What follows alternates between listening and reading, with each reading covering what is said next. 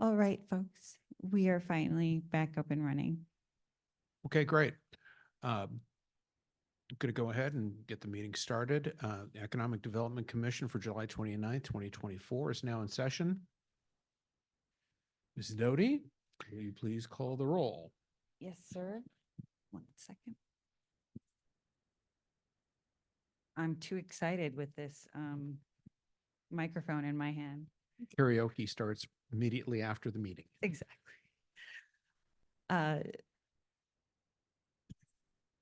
Chairman Pattershak, Here.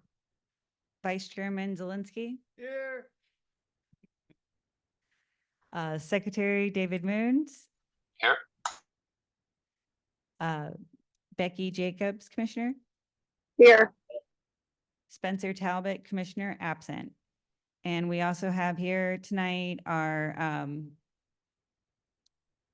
our council liaison, Maxine Weil, our sitting in for Rick Knox. Thank you. And then we have Carlos Trejo, our Director of Planning and Community Development, and myself, Dawn Doty, Senior Planner, in attendance tonight. And we have public comments. So our public comments are limited to 3 minutes. This is our opportunity for public to contribute information or comments on items that are not related to agenda items. We do not have a crowd here tonight or online. So we can just skip forward to our discussion items. We can also review our EDC procedures and responsibilities. Are there any questions or comments on our responsibilities or procedures or membership? Not for me. Okay, all good. Oh, Okay. Yeah, we have discussion items. Don, we're going to talk about, yeah. I mean, we usually say that if somebody actually. Don, we're going to talk about to examine the commercial occupancy and business licensing fee. One moment. Becky, I believe that you have declined to turn on your video, but if David, if you could turn on your video, I'd appreciate it. I'm just not the only person in the room, that's all. No, I mean, and that's okay. We understand. I think so far. The city council went to this policy. The policy was in order to be counted in the quorum, you had to be visible. I'm sorry. The policy when we went to a Zoom situation with the city council was that you had to be you had to show yourself. You couldn't just be your voice. So it's fine for tonight for Becky, but in the future, you probably should take that policy moving forward. Sure. Okay. Maybe you weren't aware of it. I don't know. I was not aware of that. So, and I can circle back and check on that, but that's my recollection. Can you see me now? Mr. Moon's Yes, lovely thank you. face is now on the screen. We lost our air conditioning, so if you see me perspiring, that's the reason why. And one child has COVID, so that's why I'm not there in person. Because I would prefer to be in that air conditioned setting than in my office right now. We do appreciate that.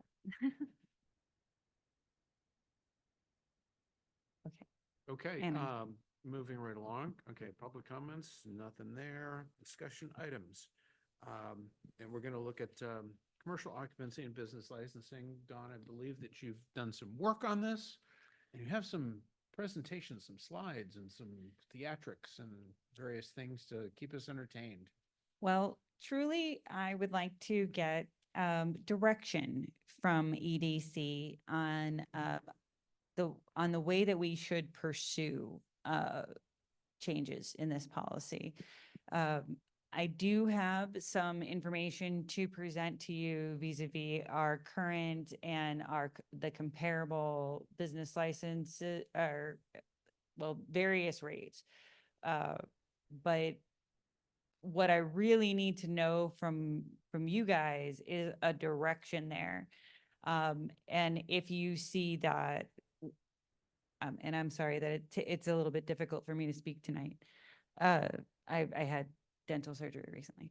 So the fees as we break them down now and for the various portions of our business, like commercial occupancy and then renewal of fees, we break it down by, as you can see here for the commercial occupancies, it's broken down by square footage and it's fairly straightforward. We didn't know if you wanted us to look at further streamlining this process or if this looks like it is something that we want to maintain. As far, we divine our business license fees from, and we have the ability to apply business license fees by our charter and general provisions, section 8.5. We break them down into three major categories: merchants, manufacturing, and service businesses, or that is businesses, trades, and occupations and service occupations. That has the, that enumerates the different types of businesses. And I'm so sorry.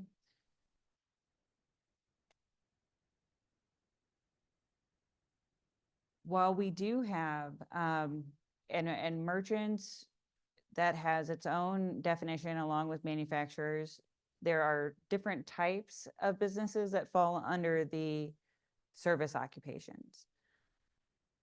And when I looked at what other municipalities were doing, like, because I enumerated all of ours and thought, well, that is quite a lot.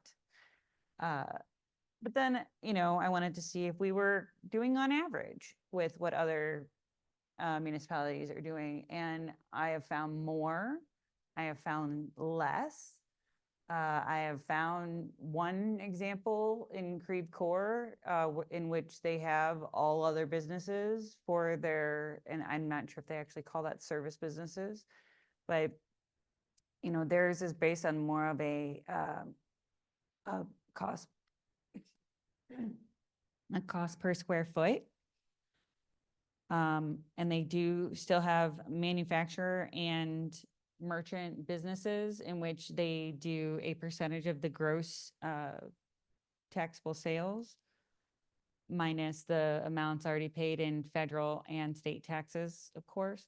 That was consistent. That was, as far as things that are consistent from municipality to municipality, I found that the rates, we have a slightly lower rate than most other municipalities. 1.25 per thousand was really what I found. I don't want to say across the board, but because like you have ones like Ellisville where they have different tiers in which they break it down. And same thing with Town and Country, where I'm not really sure how much you guys can see this.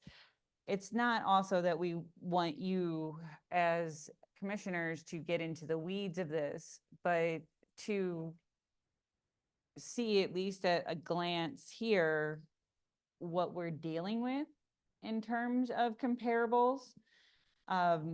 If you want me to, I need the direction of if we want to, obviously we're going to look at what, how all of these changes or any change would impact us fiscally, what we take in currently and what we would lose as a result of any changes. But to look at these and see that, we're not alone in having the different, variations on the types of, service types of businesses. We definitely differ with some of the different municipalities on what is a, what is a merchant, what is a service. You can definitely see how the merchant and services are mixed in some of these. Yeah, I've got merchant at top. Yeah, Clayton puts some of our service items in their merchants. But the way they can figure, and the way they can figure it though is to still charge that $1.25 per square foot and not have, they don't have a base fee on top of that. It's still figured on their square footage. We have a base fee and then there are add-ons to that for certain types of firms. The ones in this first box here, that is our service table, table A, and this is our service table B. We're one of the only municipalities that has like, well, also I put more of their list into one box than I did of ours. But you can see, we have, an add-on fee for, table A businesses that if you have over five or more employees, then for every employee over the first five, it's a $5 fee. And most businesses get that right, but we have several businesses that, have 7 people and then they end up paying, $135 as opposed to 110. Because they believe, they don't quite get that understanding of, oh, we don't include the first 5 employees, or that it's only those last 2. Sounds confusing. And I think that hearing some things that we've talked about in the past with regards to licensing fees, structures and stuff like that, I think it is fairly confusing. And it Besides, seems as though that coming from the businesses, they're confused as to what to pay. I would see this in a layer of municipal bureaucracy where you can't tell, if you're a beauty parlor, what you're going to have to pay, to franchise just in St. Louis, every single location, if it's in a different municipality, would have to have its own, pro forma as far as what their business licenses and their renewals would be. It's definitely not consistent. I don't know, after reviewing these, and this is just at a blush as well, I was really surprised to find so many places that had breakdowns of businesses. I was hoping to find more flat rate type of of situations. It could be, there are a number of reasons why this could be. We believe that our system was initiated off of the state's, different types of businesses. They are, if you look from from municipality to municipality, there is some consistency with what they're calling these things. And you could see that perhaps they had been all maybe one list at one time, but over however many years, they've put their own spin on it. I don't believe that we could get could become uniform with, a group of other municipalities, because they would have to become unified or uniform with us as well. As far as,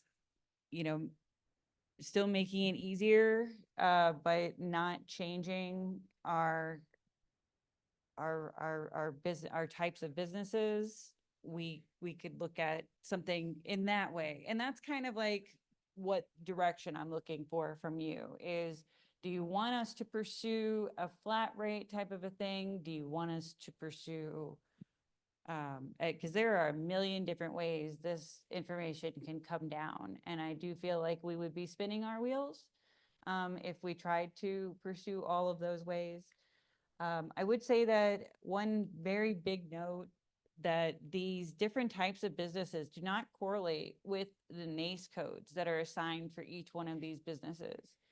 And there are really virtually no time whenever I'm going to pull up my list of businesses and try to find all the addressing businesses. You know what I'm saying? Like, I'm not going to try to quantify this number or this group into these categories at virtually any time. I do have this because Carlos wanted me to take a look at, what we were how we are currently divided for our subtypes. Almost, I don't want to say almost everything, because it's 117 out of approximately 330. So a third are all other businesses. It seems as though, and other businesses, it seems as though there's probably more categories on the list than there potentially are businesses and all of that. It, I mean, that's a tongue-in-cheek comment, but yeah. I tell you what, why don't we open it up to the commissioners and see if they have any questions or comments for Dawn? yes. I don't necessarily have a question, more of a comment in that when you see like an N of one tied to like messenger service, one company to have a categorization and specific fee structure for one company in a municipality that only has 300 so odd businesses, I think simplification would be appreciated by the local community, and maybe as simple as, 3 major buckets and then a flat fee structure and then an additional fee tied to square footage. I think that's what I pay in Maryland Heights. And it's predictable. Doesn't really change that much. And I think it'll simplify a lot of the complexity that we just looked at. Yeah, I mean, if the problem we're trying to solve is to simplify for everyone, then we should just do that. I mean, it doesn't appear that we're trying to like maximize revenue by getting the most out of certain things. Considering we have 117 that are all other businesses at $100 a pop, right? There can't be a lot of money in this, so we shouldn't overcomplicate it, right? This isn't a big revenue driver. In fact, why do they pay business license fees that just have some stake in the city? Like, why do we care if someone gives us $50? Right. But it's not that much of incentive to them. So we should make it as simple as possible. Oh, and for people online, Carlos said it's a tax.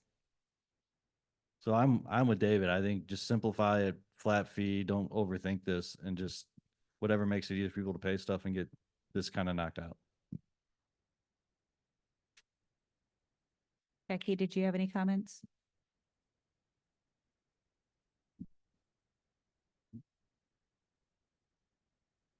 Ms. Jacobs, do you have Yes, do you have anything to add? I do not. I'm listening contently.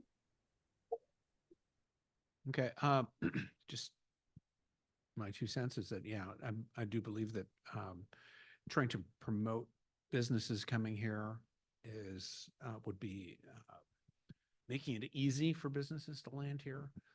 These are, in the scheme of things, when a business decides to come into a community, these are kind of after the fact thoughts as to, oh, what are my fees, that sort of thing, because they're really not that dear.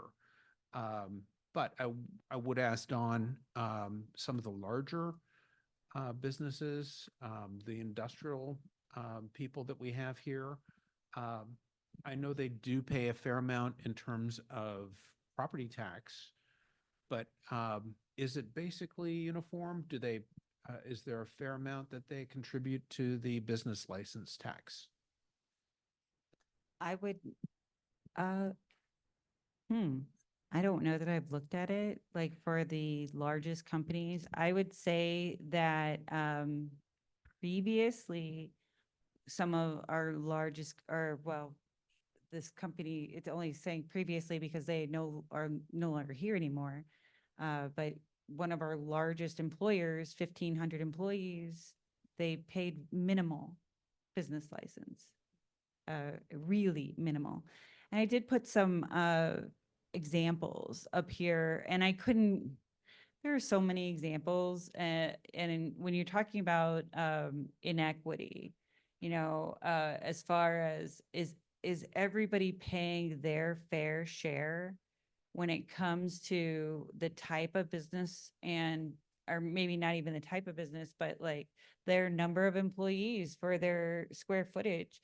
To me, I have like company ABC is paying the same as company DEF, and they are not the same at all.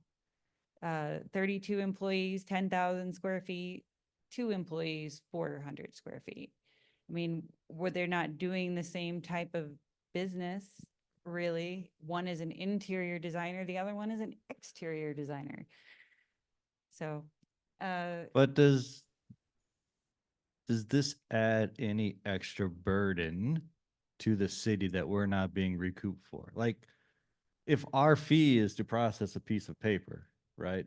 No matter the size of the company to issue them a license, then it shouldn't matter the size of the company if it's just to give them a license, right?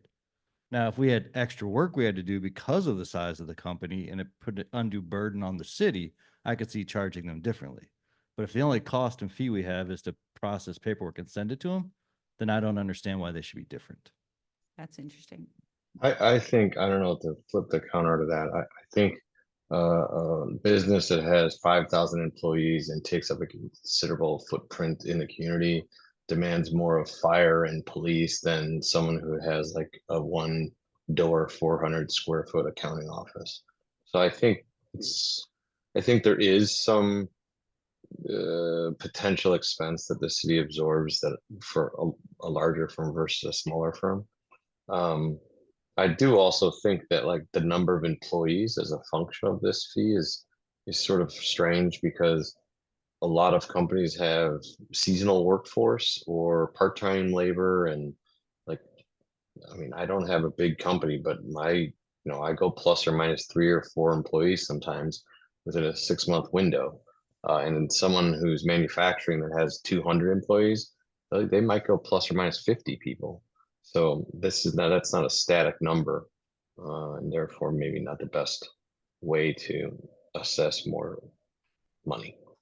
Yeah, seasonal employees are counted within the regularly employed number, like so that overall number, and we're supposed to count them. That's self-reported though, right? This is all self-reported. This is True. not, we're not auditing them.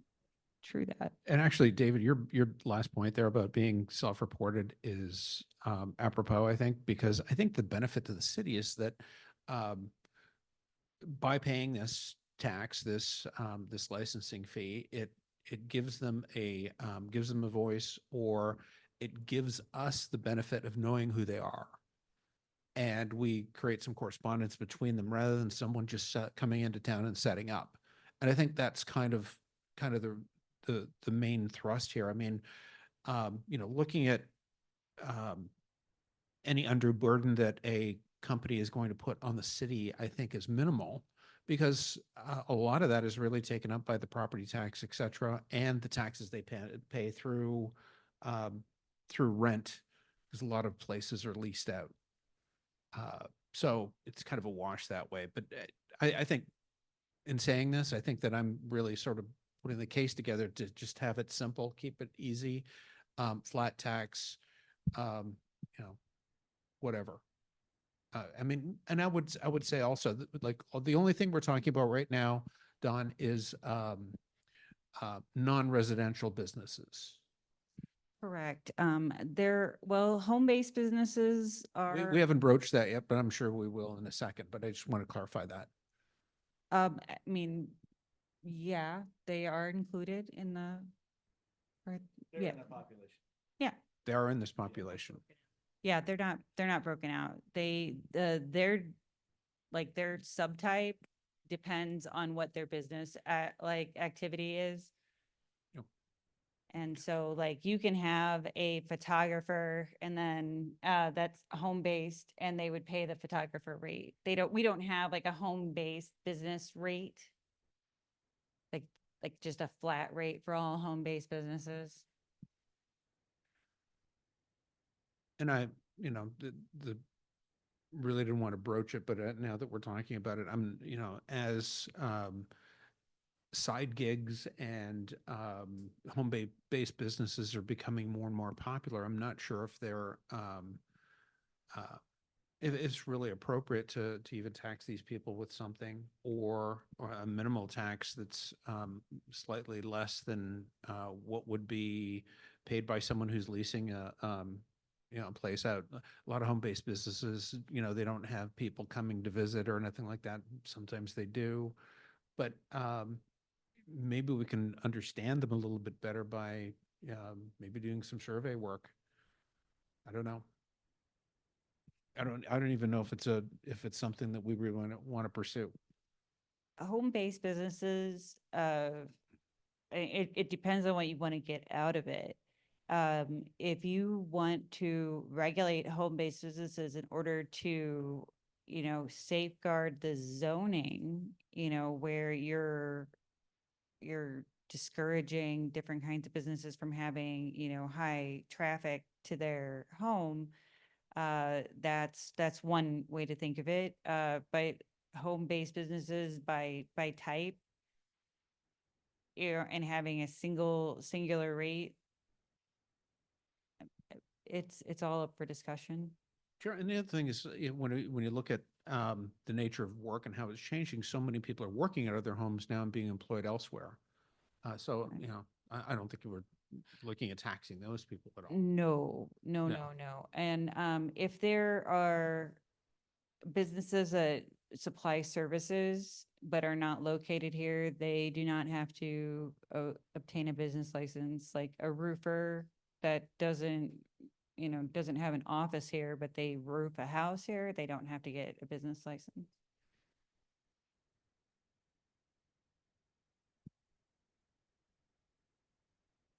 Okay, any other comments? Becky or David? Oh, I don't know, what are we, Thank you. what are we looking for now? Maybe a motion to do something, or does this require more study, more, more discussion? I would say that this is a discussion topic and it's not something that we have to vote on or have a motion on. I needed direction mainly in order to focus our research with, our city manager, Jennifer Yackley. She has an intern currently who will be doing a lot of the research for us.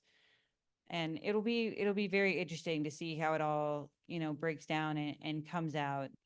I'm just excited to see the cost benefit analysis. So could the intern potentially put together 3 cases? One, the current case, one, a base case where it's $100 per business, and a third where there's 3 buckets, whether there's 50, 100, 2,000, and then you could see the difference across the 3 or something like that to help better understand impacts of different choices. I'm not sure if that would come down to me or the intern, but yeah, that's something. Somebody, yeah, and then bring that back to somebody, us so we yeah. could see what the differences would be. Somebody. yeah, I mean, I think my final thought is let's simplify it and make it financially neutral. That sounds like a win for everyone. Okay, Sounds good. sounds good. Do some Alright. more work and we'll see what the intern says. Yes, yes. Right, fantastic. Election of officers. Okay, officers. Go ahead. So, Carlos, did you have, can somebody?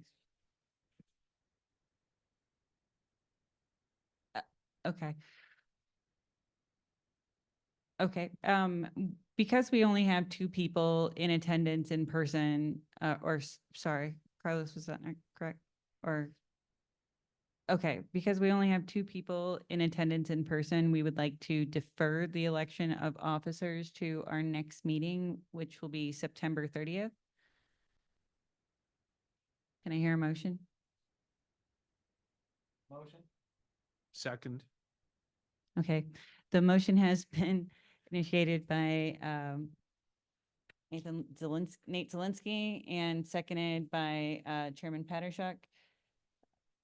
I'm gonna roll call the vote.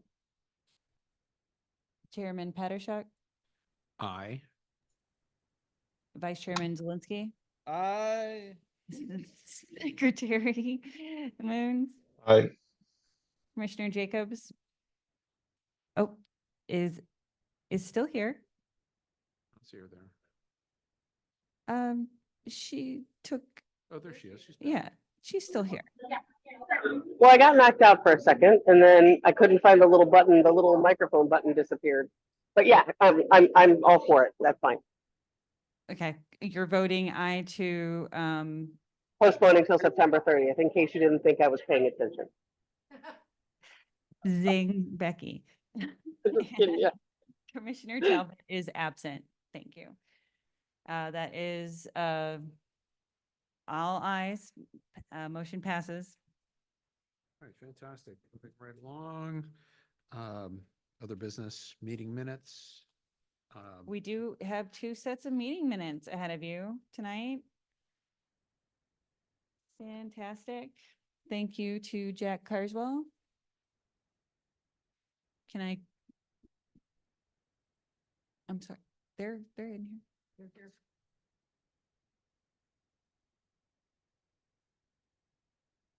No, January Uh, 29th, huh? I mean, we didn't, And sorry, we did not, email those to you, Becky and David. So can those still be received? he'll- Okay, then we're gonna defer, accepting the minutes until the September 30th meeting as well. If you emailed them to me, I would have no idea. Correct, and I apologize. I will get It's them. on me, not you. I'm the one that doesn't check my email. Okay, moving right along. City reports. Do you have anything? City Okay. staff reports. I can answer questions on anything that's going on about town, but I found out I did not know what was going on uptown earlier. So maybe I'm not the best. As far as city news and events, and I can hand it over to our city council liaison. Oh, okay. Oh, oops. Okay, so the next coffee with the mayor is on. Okay. I may have written it down incorrectly. Oh, Wednesday, the 14th. Okay, I am, okay. Well, it is every third Wednesday of the month, and the third Wednesday of this month is the 14th at 8:45 a.m. And that will be at Five Oaks on Morrison. And who is the special guest? I do not know at this point. It'd be Nate. That's not even the third Wednesday of the month. It's only the second Wednesday of the month. Oh. I did, it says on the thing. Yeah. So I guess although I could have sworn, so it's the 21st, but. Okay, We can defer this to anyway, the next meeting. moving right September. along, and we're gonna be closed on September 2nd. That I do know. And I saw a really cool family overnight at Stacey Park at the end of next month or September. Family overnight, what's that? Everybody bring their sleeping bag? Some of we've done it the last couple of years. They've gotten rained out at one time, I know for sure, but 2 years ago, I actually went up there and, give out glow sticks, and they make dinner, and they they have activities for the kids, sometimes a scavenger hunt, and the parents and the kids, they do like a sing-along and campfire. Funny, I missed that one. But you can still come, bring your grandchildren. And One's graduated from college oh, already. oops. Okay. So anyway, it's just a really nice evening, and they have snacks, and then they sleep over and they have breakfast the next morning and go home. Cool. Yeah, sounds like fun. And then our next Economic Development Commission meeting, which we have already discussed, is Monday, September 30th. And then the Great Olivet Cleanout on Monday, October 21st. That is to be opposite of, or not opposite, but on a day that Old Bonham is not in session. It's a big event every year. Come one, come all. I know I don't count on it, but I look forward to it every year. And I will pass it on to our city council liaison. So last Saturday night, we had a party on the patio at Five Oaks. Because of all the rain, we did have a smaller crowd. I felt bad for the staff, but we probably still had about 150 to 175 people. Thank you. Now I can see you. And it was really nice. They had activities in the multipurpose room that would have been on the patio. There was food. There was games in the gym. There was activities in the main hallway. So they kind of just brought it inside and spread around the building. we, it was a fun night, and it was a very eclectic group because it really ranged in age from the little ones to the seniors, and a lot of residents did come out and enjoy it in spite of the rain. They're finishing up the lower level parking lot at Five Oaks. Once it's striped, it will be opened, and also up at Warsom Park at the top of the hill on Grandview, that parking lot was redone also. And so, and once the parking lots are striped, then the water play feature at Warsom Park will be turned on. We also, they've made some great headway with the Great Rivers Greenway trail that goes from Dealman through Indian Meadows through all the way up to, and then we'll be connecting to Warsom Park, and where we dedicated, when we dedicated the new building for Five Oaks. So there's a lot going on in that direction. And right now, we've got a few more days. If anyone wants to bring up food, the fire department's doing a food outreach for Operation Food Bank, I believe. Is that Food Search, and it's in the lobby of the building if anyone is able to bring some food. It's just kind of a quiet time right now as we gear up for the new school year for a lot of people and wrapping up summers. Camp O is going strong. It's really been exciting. I know that Dawn's gonna, is it this week or next week that you're, next week is the municipal PALS camp, where they get to meet with all the different directors of the city and learn about city government and what do you want to be when you grow up. Dawn and Carlos. And so that's exciting. And Carlos actually cracked a smile. No, I'm kidding. But it's really, the Camp O is great. And each week they bring in different highlights. And then we, last week at City Council, we honored two people who've been on commissions for, wow, 24 and 30 years almost. Donna Turpin and Carol Wagner, they both stepped off of, Donna stepped off of the Housing Authority, and Carol Wagner stepped down from the Planning and Zoning. And then we had a lot of commission openings with Parks, Housing Authority, and PCDC. We did interviews last month and appointed all the new people last week. And I think your commission was one of the ones that nobody needed reappointing. I think you guys were like the easy commission, but over the Oh, okay, Becky and David, you got reappointed, so congratulations. But it was nice last Tuesday. Well, thank you very much. Because we did have, we had some cookies and celebration, and they did a proclamation for both Donna and Carol. It was very nice. So are there any questions? Are you saying that I missed out on cookies? And these brownie bites that were really good. It's a I bummer. hate missing out on cookies. I hate it. All is good in Olivet. So I'll pass it back to Dawn. Thank you very much, Maxine. And I believe that is Well, all we have for this evening. Carlos, just do you have couple of- anything? Couple things. Well, first of all, business is happening. Just updates. I understand that Aldi is beyond groundbreaking. They've got footings in, I believe, now. And do we have a tentative opening date on that? Will it be this fall or in the spring? Okay. March. Okay. March of 2025. And I understand that the different parcels in that development, there was some consternation as to what was happening with the easternmost by the pond. Is there been any movement on that? Sure. So on lot 3, which it's known as, that's where the Paris Baguette would be located, along with Smoothie King. They're working on signing a lease on both the third and fourth tenant, and hopefully they'll be secured before the end of August. But they did start some construction. There's some flagging. One of the footings is put in place along the front, and so it's been a kind of a slow start. I wish it was moving a lot faster in there, but they're chugging along, and as long as they're doing so.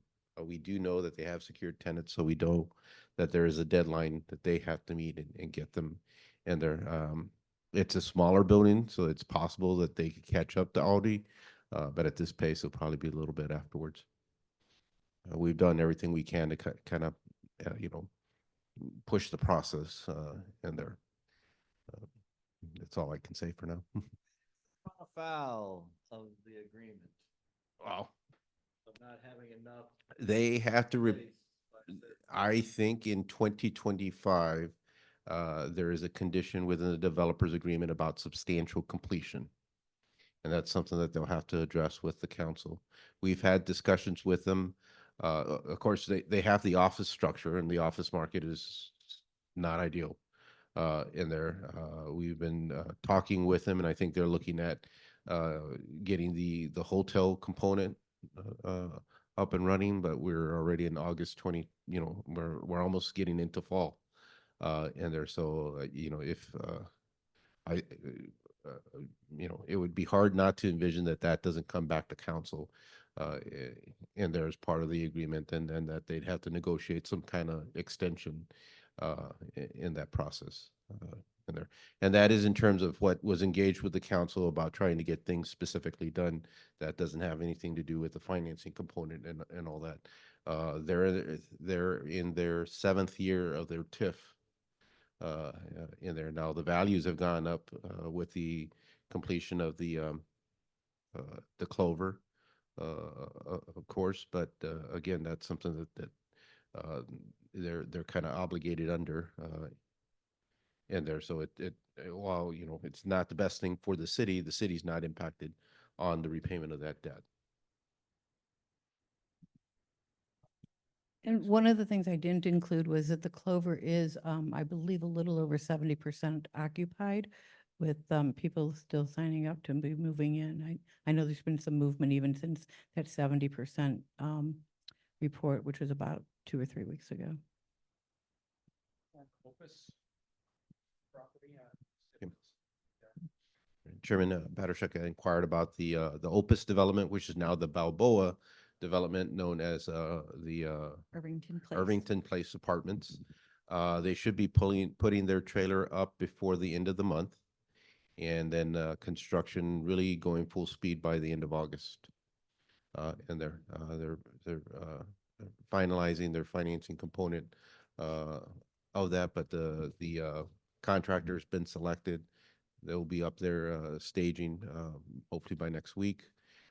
And then we'll start seeing the site improvements going on in there. So that puts them in a realistic late 2025, 26 process. They'll probably want to phase in occupancy. We did that with the Oliver. We did that with the Clover, and we'd probably work with them to try to do that. So. Regarding the brewery is moving right along. They are somewhat behind the initial schedule that they had thought. We had reached out for him to come speak to the EDC. Maybe we can get him in the September meeting to kind of talk about the process. He is still waiting. I don't know if the brewery equipment has arrived or not. As soon as it does, that gets put in place, and we've worked out an agreement that we would get some type of partial occupancy so he can start his brewing. He needs about 60 days, and then the restaurant would open. So we're now looking at about sometime in December.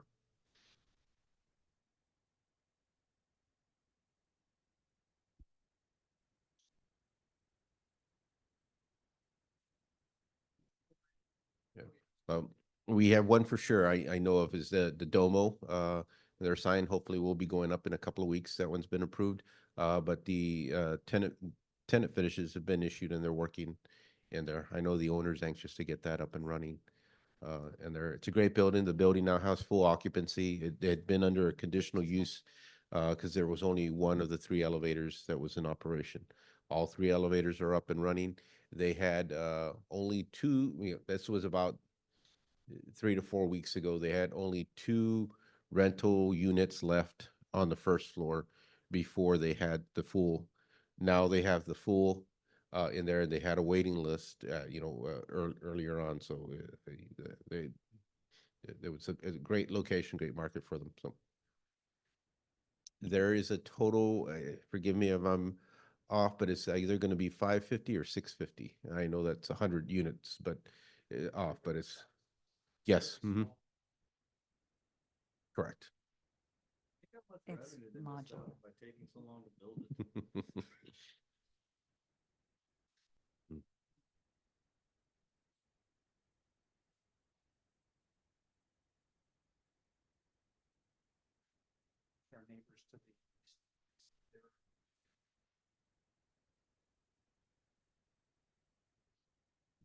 Yeah. Best I can tell, I know the Starbucks was supposed to pop around in there, and the Eastern Bay does have a window, a drive-up window. My assumption is that that's where the Starbucks is, and then it's a multi-tenant building in there. I did see that on the south side where the Deerbergs was going to be located, their council had approved subdividing the frontage, the lots along the frontage, which means that now they're going into little outlots in there. So I would assume you'll see probably some standalone type of facilities there. It's a shame. I always, the vision of each city was unique, and we worked closely with University City back in 2010 through 2012, and we did a joint agreement, a joint review, and we even had the Urban Land Institute come in and do an analysis of the opportunities for cooperative planning at the interchange, and we went different directions. And while I think their goal in that development is what you see. They have great sales tax generators that are in there. Their boxes, their standalones, and I look at our side and look at our vision in a comprehensive plan. It was creating about identity, uniqueness, some charm in there, and they both reflect two differences. Neither is wrong, but I think both are compliant with each of the city's visions in place. I always find that retaining wall interesting, and now what they're doing with the drainage up in the front. And I think if you go back to each other's different comprehensive plans, ours was about creating a community with character in there. And I think while some of these developments have taken some time, I think they look pretty good in there. And you look at what University City has done with that additional revenue in terms of trying to regenerate the third ward or so. I think they're on their way to being able to accomplish their plan in there. I don't, I think it's a nice development, but it's not the type of development that we were looking for in terms of the quality and the characteristics. 39 North. Is it still going along? Is it paused and it's a? It's still going. It's still going. I mean, it is something that the state's committed to. There's still a lot of businesses that are in there. The pandemic and things have changed. I know the Great Rivers Greenway is going to invest some money in there in terms of extending the trail system and also doing a kind of like a central park within their development. And then the changes with the Bear and the Bear campus on the former Bear campus on the west side, that's moving along, and that's gonna kind of like change in terms of how the scope of things is. There's a lot of extra office space. I think there's over 1,100 apartments or units that are coming in there. So I think again they have a master plan on how they want to anchor and redevelop that area. I think what's going on at the west side of Bear is going to kind of not make it challenging, but I think it's going to be different. I'm confident that all of the components will work together. But I think the anchor of the plant sciences kind of will kind of be kind of placed to the side as I forgot what the oleo development goes into place and what type of businesses that attracts. Intersection. Some point. Hey, if someone's talking, could you hit your microphone so I can hear you? Thanks. Sorry, Mr. Moons. Well, the interchange at Price and Olive. I understand that there's some, the city has purchased or potentially purchased some property there where the CBD store is and changing the footprint of that intersection. Correct. As it's looking like all things are kind of happening, that's been Public Works has been working on that for the past 2 years. We did receive a federal grant in terms of widening the north portion of Price at the intersection of Price and Olive. If you're familiar with that, between CVS and the CBD shop, there are two southbound lanes. One of the southbound lanes is a left, and the second southbound lane is a left forward or straight ahead and a right turn. And there, if you get there during specific peak hours, if you're trying to go to Creve Coeur, you're going to get behind people trying to go to I-170 or people trying to go south on Price. And it has its moments of quite a bit of backlog in there.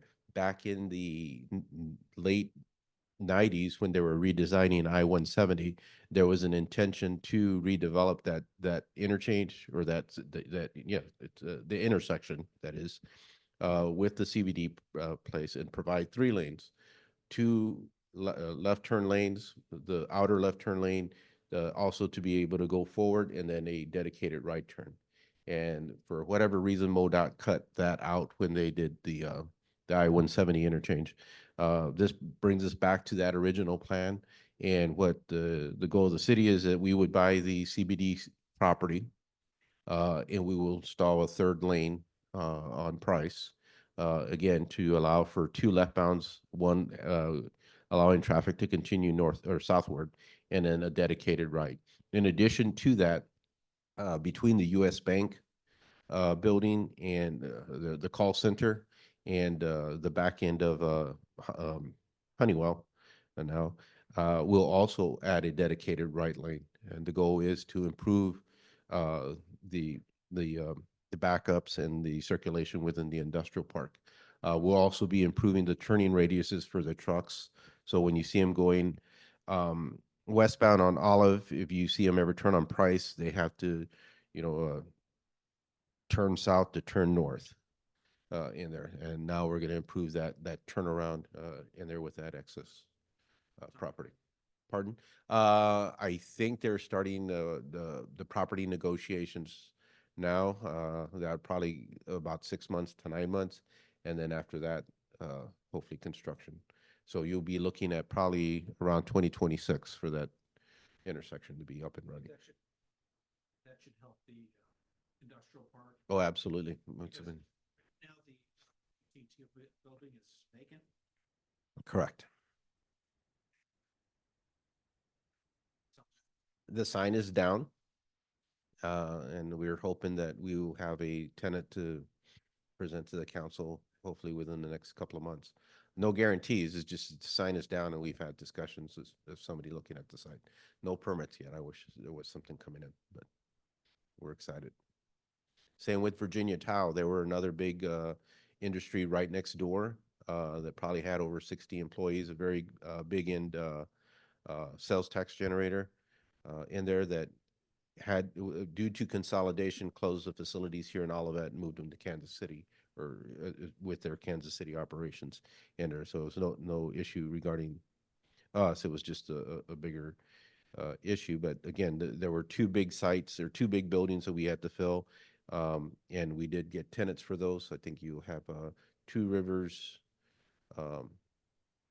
cabinetry, and then the other one is a marble countertop facility. And they're both high end, and I think they'll be great additions. So.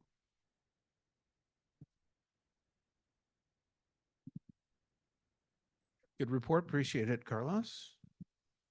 And with that, if there's anyone else who has anything pressing that they would love to throw out there and discuss. Going once, twice, 3 times. All right, with that, I do believe we are done. Thanks, everyone. Thank you. Bye. Thank you.